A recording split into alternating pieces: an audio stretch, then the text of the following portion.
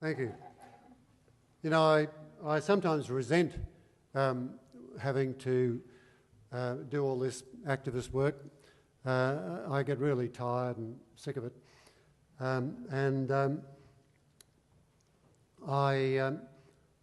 I should be fishing, really.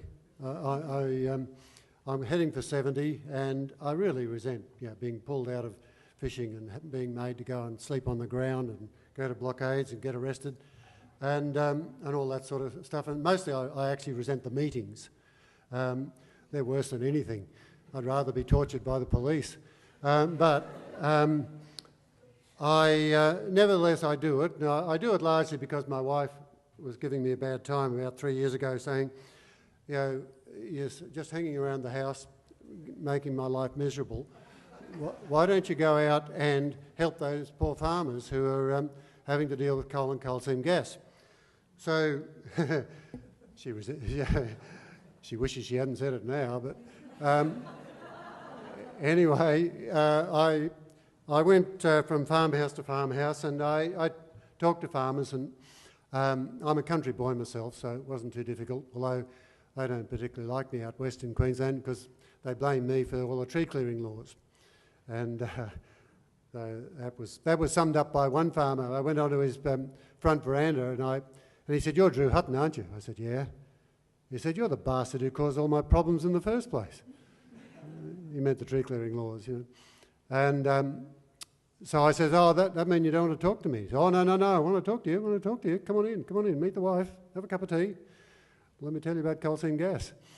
So I started working with farmers, and from about April of 2010 onwards, I did a lot of media work, and I helped farmers setting up their groups, taught them how to do media, taught them how to organise in groups. As you know, farmers are a funny bunch. They've got enormous respect for the law. And in fact, they love being respectable and they love being polite, which is why they didn't string me up the first time I came to see them. You know, they like being polite. And so to actually get them to come together in a community and talk about things is quite an achievement. To get them to actually start throwing a bit of abuse at the government is a major achievement. To get them to go on a picket line, let me tell you, it's a whole new world. So, but anyway, by about August of 2010, the approvals for 3 out of the 4 big coal seam gas projects had been given in Queensland. And when we're talking about this, we're talking about $75 billion to $80 billion worth of development. If you put them all together, the single biggest development in Australian history, with potentially the biggest environmental impact of any development in Australian history. You add to that the coal mining. We're set to triple our coal exports in Queensland. If Queensland were a country, we'd be up there. And if you took our burning of our coal into account, we'd be up there. I think it's the 7th most polluting country in the world. So this was all going to happen. A tsunami was going to occur. So I taught half the cabinet in the old Labor government, and I told the Premier I wanted to come in and see her department. So I went in there and I said, "This is ridiculous. You can't go ahead with this. This will destroy any credibility you have as having any concern for the environment." And they said, "Oh no, well we're going to do it, Drew.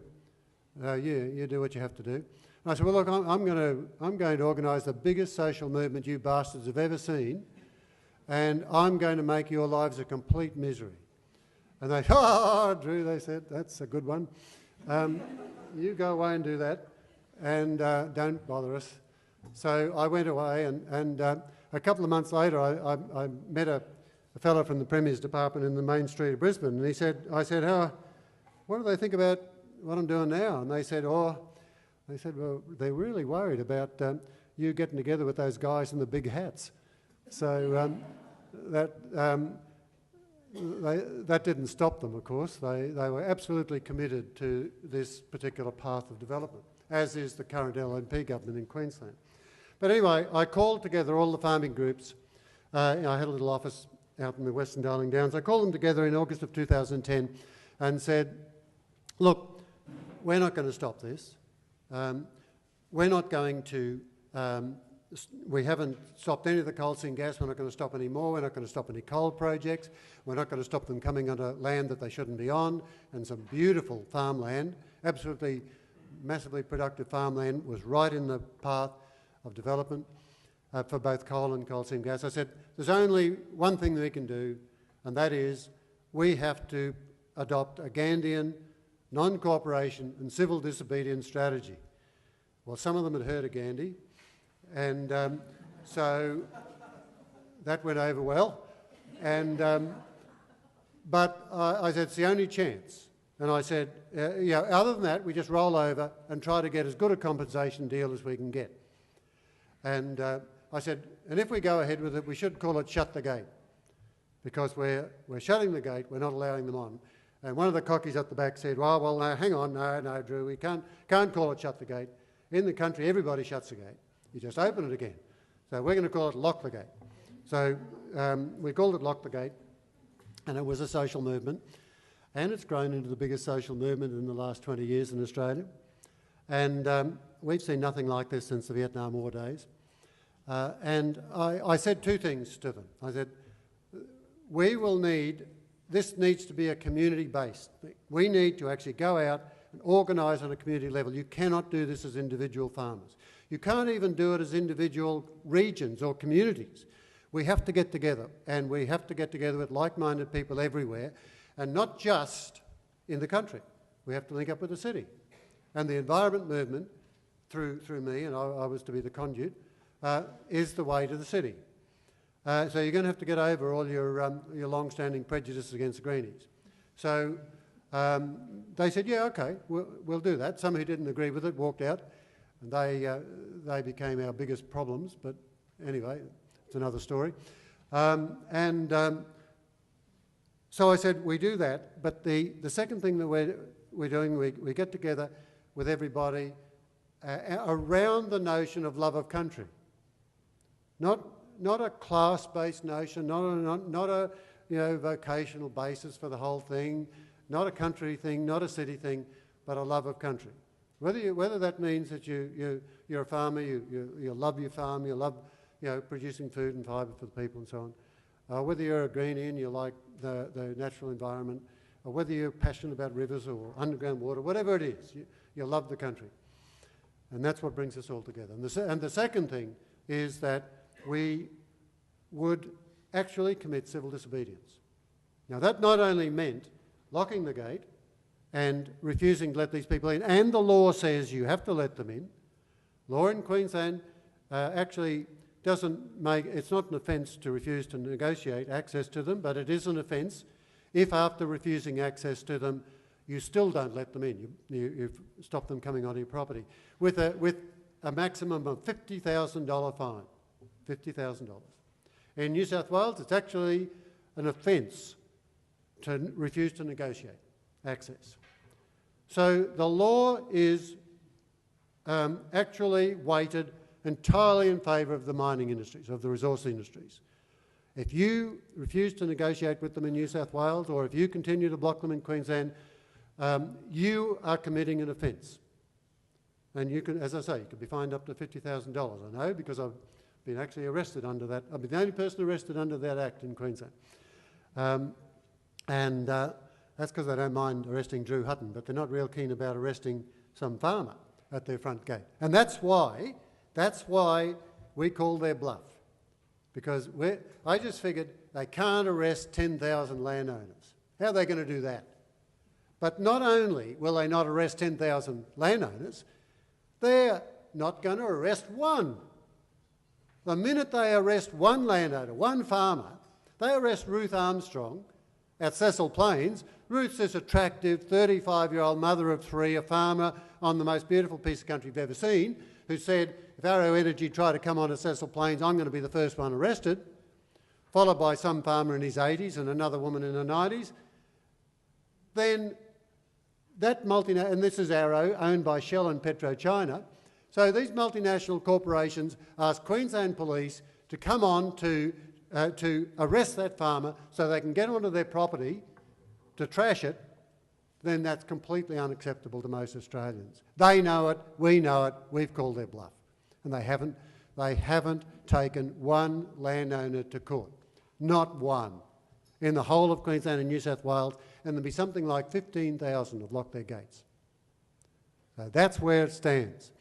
And the problem is that the law is so weighted against landowners in this case, and in favour of the resource industries, that we have to resort to extra legal means to do it. The law is an ass in this case, complete ass. And not only is the law an ass, but the courts are an ass. Even where you have a reasonable case, you go to court as a single landowner in an environment where there is no community, outrage at what's going on, you lose every time. There's never been a coal mine knocked back in Queensland on environmental grounds, and there's only ever been one or two cases, one in court, on environmental grounds. So it's completely stacked against us.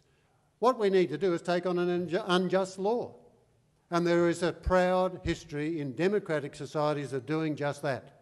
That's what Gandhi's all about. That's what Martin Luther King's all about. That was what the Franklin Dam campaign was all about. Don't tell me that those High Court judges in Brisbane in 1983 would have voted 4-3 against the dam and in favour of the federal government if there hadn't been the biggest campaign in Australian history going on outside their windows. Of course they voted 4-3. They would have voted 4-3 for the dam without that campaign, just the same way as Warkworth wouldn't have been won if we hadn't been kicking up a major row over the last few weeks and months. Now, the problem is not just with farmers who are too caught up with respectability, but environmentalists who are too caught up with bureaucracy and process. We had to fight not only that conservative element in the farmers, but the conservative element in the environmentalists. Environmentalists have spent the last 20 years spending all their time behind computer screens in Sydney and Melbourne, making submissions about EISs that never get listened to, never even get looked at half the time, and certainly never get acted on. I know environmentalists who spend 80-hour weeks doing this stuff. They don't get anywhere. It's a complete waste of time. So what I said to farmers is, for God's sake, will you stop writing submissions on EISs? Will you stop reading the thing? 37 kilograms of EISs. You wheel them in a wheelbarrow, and there's nothing in them. It's crap. In the British Gas and Santos EISs, they had nothing on underground water. They didn't have enough information on underground water. The single biggest impact that these coal seam gas companies are supposed to have, nothing in it. There wasn't enough in there for the writer, Simone Marsh, who was, you saw her on Four Corners, I hope, for her to actually write a chapter in her report, 1 minute, thank you, to report on that. They didn't have enough on greenhouse gas emissions for a sensible report to be written. They didn't have enough on the site-specific impacts. They didn't have anything on salt. And this got passed through. The same with the British Gas one, the same with the Origin one, and the same with Arrow when they come up. The whole system is rorted. These people go straight from their offices in the Premier's Department or the Environment Department, or they might be a minister who's just lost his seat, they go and work for the coal seam gas industry. They do it all the time. The universities, centres of excellence, get paid for by the mining industry and who determine 100% of their research priorities. People high up in the Courier Mail have their wives working in the top executive positions in the coal seam gas industry. The whole industry ties the system up, and you know what's going to untie that system and lead to a system of radical environmental reform that will bring environmental impact assessment and environmental approvals back to the position they should be, which is as a major democratic element of our society, and that is a people's movement with people's resistance who say to these companies and to this government, we're prepared to be arrested, we're prepared to suffer, we know the consequences of what we're doing, and until you turn this around, you're going to face this resistance from thousands and thousands of people in this country, in the city, in the country, young and old, Labor and Liberal, Green, whatever. It's a people's movement. We're going to do it for love of country. Thank you.